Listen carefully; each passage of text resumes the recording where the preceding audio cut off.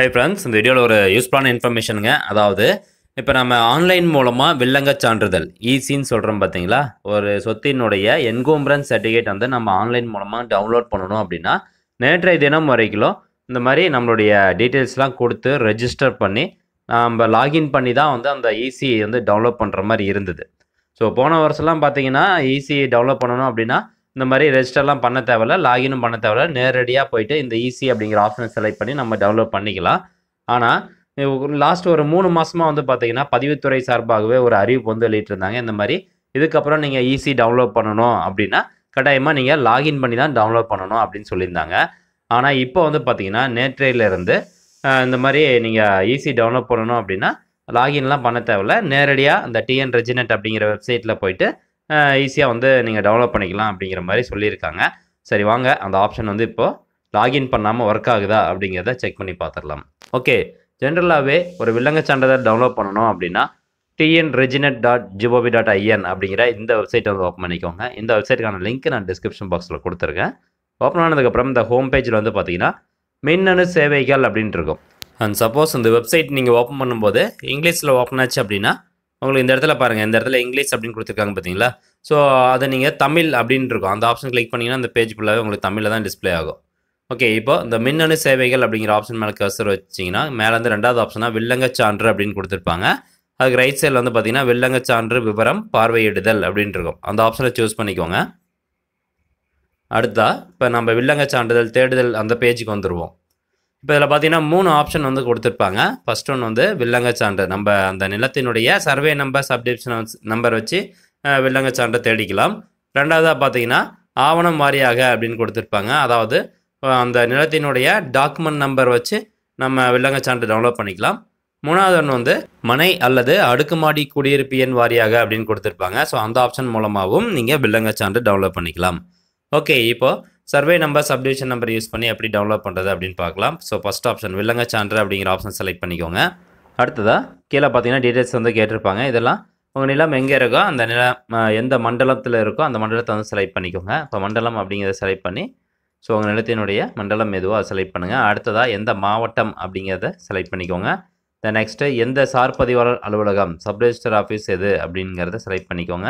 Then next உங்களுக்கு எந்த டேட்லேருந்து எந்த டேட் வரைக்கும் ஈசி வேணும் அப்படிங்கிறத அந்த ஆரம்ப நாள் முடிவு நாள் அப்படிங்கிற இந்த 2 பாக்ஸை செலக்ட் பண்ணிக்கோங்க. ஃபஸ்ட்டு அந்த ஆரம்ப நாள் அப்படின்னு போட்டு உங்களுக்கு எந்த வருஷத்துலேருந்து ஈசி வேணுமோ அதை நீங்கள் செலக்ட் பண்ணிக்கணும்.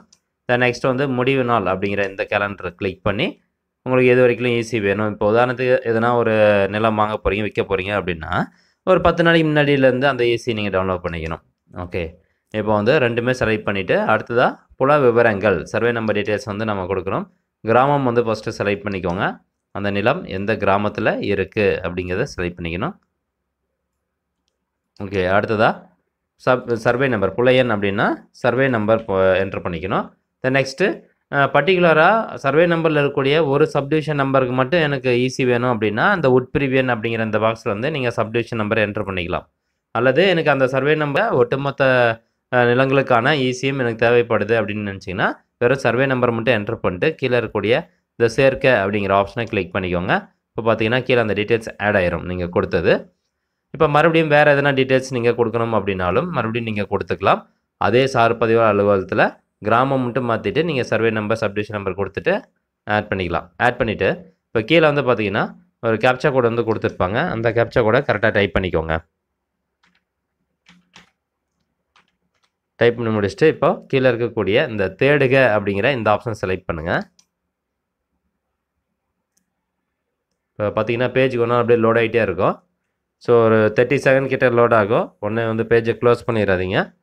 ஓகே, இப்போ பார்த்தீங்கன்னா ஒப்புகைன்னு போட்டு உங்களது திருத்த இயலா நிலை ஆவண வடிவம் வெற்றிகரமாக உருவாக்கப்பட்டது. திருத்த இயலா நிலை ஆவண வடிவத்தை பதிவிறக்கம் செய்ய இங்கே சொடுக்கவும் அப்படின்ட்டு இருக்கு. அதாவது இந்த ரெட் கலரில் கொடுத்துருக்காங்க பார்த்தீங்களா? ஸோ இந்த வேர்டை வந்து கிளிக் பண்ணுங்கள். இப்போ பார்த்தீங்கன்னா நம்ம கொடுத்தோம் பார்த்தீங்களா அந்த ஈசி நம்ம டீட்டெயில்ஸு, அந்த டீட்டெயில்ஸ் வந்து டவுன்லோட் ஆகிட்டு இருக்கு பாருங்கள். அந்த ஈசிக்கான டாக்குமெண்ட் வந்து டவுன்லோட் ஆகிட்டு இருக்கு. இப்போ டவுன்லோட் ஆன முடிச்சதுக்கப்புறம் அந்த ஆப்ஷன் வந்து கிளிக் பண்ணுங்கள். இப்போது அந்த ஈசி நம்ம கொடுத்த டீட்டெயில்ஸ்க்கான வில்லங்கச் சான்றிதழ் வந்து உங்களுக்கு பிடிஎஃப் ஃபைலாக டவுன்லோட் ஆகிருச்சு. சொத்து தொடர்பான வில்லங்கச் சான்று தமிழ்நாடு அரசு பதிவுத்துறை. ஓகே ஃப்ரெண்ட்ஸ், இப்போ பார்த்தீங்கன்னா சுலபமாக நம்ம ஈஸியாக வந்து டவுன்லோட் பண்ணிட்டோம். ஸோ இதுக்காக இனி இந்த டிஎன் ரெஜினெட் வெப்சைட்டில் நம்ம என்ன பண்ண தேவையில்ல, லாகின் வந்து பண்ண தேவையில்ல. ஸோ அந்த ஆப்ஷன் வந்து எடுத்துட்டாங்க. ஸோ மறுபடியும் லாகின் பண்ணி தான் டவுன்லோட் பண்ணணும் அப்படிங்கிற மாதிரி கொண்டு வர போகிறாங்களா என்னன்னு தெரில. பட் இப்போதைக்கு வந்து பார்த்தீங்கன்னா லாகின் பண்ணாமையே நம்ம ஈஸியாக வந்து டவுன்லோட் பண்ணிக்கலாம். ஸோ முடிஞ்ச அளவுக்கு இந்த இன்ஃபர்மேஷன் நிறைய பேருக்கு ஷேர் பண்ணிவிடுங்க. மீண்டும் அடுத்த ஒரு நல்ல பதிவில் சந்திக்கலாம். நன்றி, வணக்கம்.